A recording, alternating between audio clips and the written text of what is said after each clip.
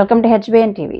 సోమవారం వరంగల్ జిల్లా కేంద్రంలోని గార్డియన్ వైద్యశాల యందు రోడ్డు ప్రమాదంలో గాయపడి చికిత్స పొందుతున్న ములుగు జిల్లా దళిత కాంగ్రెస్ పార్టీ మాజీ అధ్యక్షుడు దాసరి సుధాకర్ ని మంత్రి సీతక్క, వ్యక్తిగత సహాయకులు బరిగల భాస్కర్ పరామర్శించారు. సుధాకర్ ఆరోగ్య పరిస్థితిని అడిగి తెలుసుకున్న భాస్కర్ ఆయన కుటుంబ సభ్యులకు ధైర్యం చెప్పారు. కష్టకాలంలో తాము అండగా ఉంటామని భరోసా కల్పించారు. రోడ్డు ప్రమాదంలో గాయపడిన సుధాకర్ పరిస్థితిని తెలుసుకున్న మంత్రి సీతక్క వెంటనే స్పందించి ఆయనకు 50,000 రూపాయల ఆర్థిక సహాయం అందజేయాలని తన వ్యక్తిగత సహాయకులు బరిగల భాస్కర్ ని ఆదేశించారు. మంత్రి సీతక్క ఆదేశాల మేరకు భాస్కర్ సుధాకర్ ని పరామర్శించి 50,000 ఆర్థిక సహాయాన్ని అందజేశారు. పదవులు ఉన్నప్పుడు మాత్రమే కాదు, కష్టాల్లో ఉన్నప్పుడు కార్యకర్తకు అండగా నిలవడమే నిజమైన నాయకత్వం అన్నారు.